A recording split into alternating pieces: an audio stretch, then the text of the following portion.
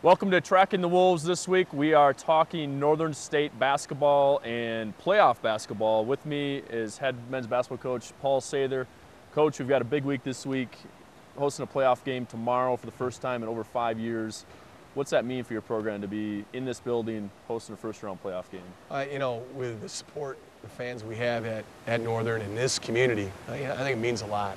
That support is something I think gives us a great home court advantage.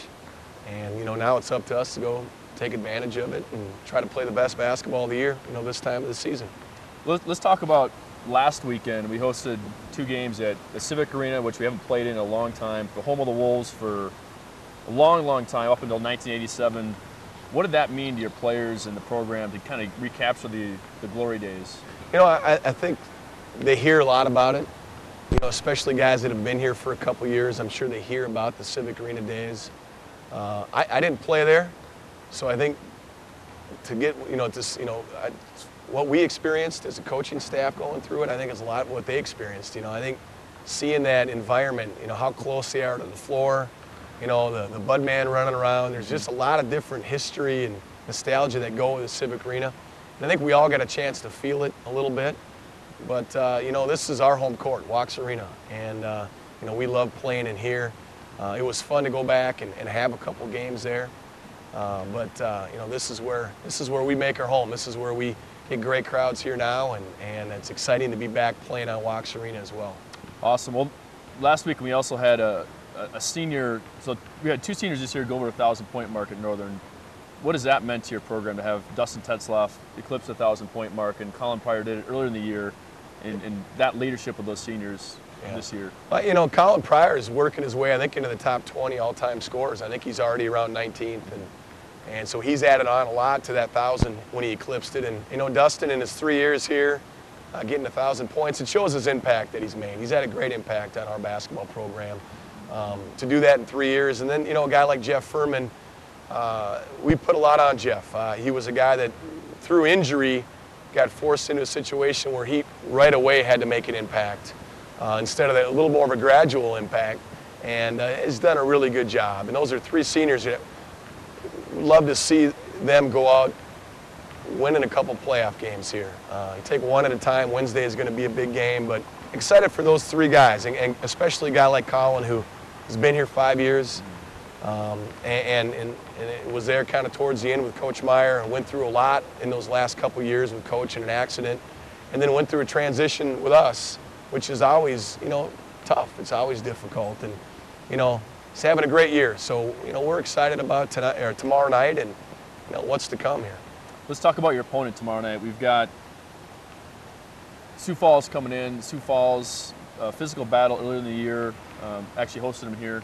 What do you see with Sioux Falls coming in? Well, that was a game where I think Colin shot 17 free throws. He made 1 field goal, and it says a little bit about how they tried to guard him. I mean, it was a very physical game. He might have been able to shoot a few more free throws, and I'm sure there's times that Sioux Falls could have shot a few more free throws. But physical game, they're going to really try to take away our inside. The good thing is I really see a lot of our perimeter guys are really starting to kind of get back into a flow offensively. I think that helps take the pressure off of Colin and Dustin and Trent as well.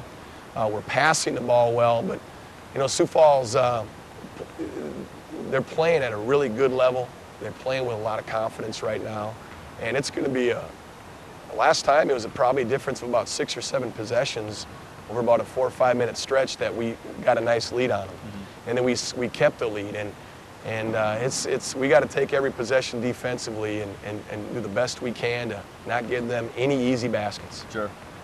Can you give us an update on your signing class? How are they doing in high school? Kind of high school season wrapping up here, and just a quick update on our signing class. You know, our class, Carter Evans, who's the young man from Rochester Century, has kind of had an up and down season team-wise.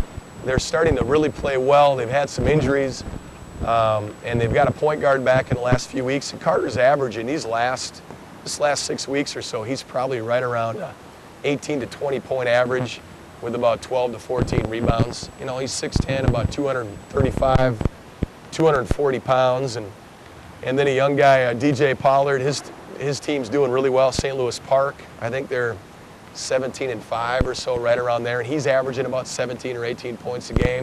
They're in a very tough district. I don't know if it's almost an unfair district. There's probably 3 or 4 teams in that could be playing in the state tournament. Dan Becken, Centennial, actually, they play tonight. Dan's having a good year. His team's really starting to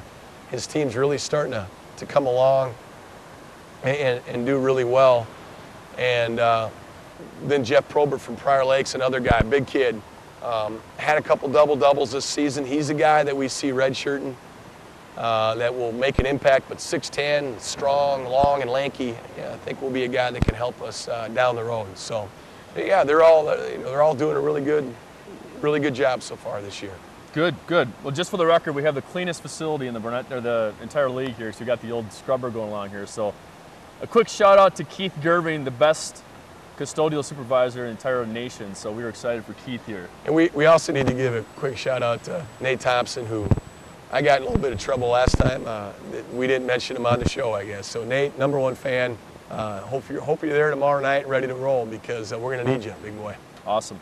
Well, again, tomorrow night, big basketball games here. We actually have a hosted doubleheader, 6 o'clock and 8 p.m. here in Walks Arena. The women also host first round game against Wayne State, and the men follow at 8 against Sioux Falls. So should be an awesome environment, very electric atmosphere. Come out and support your Wolves. Go Wolves.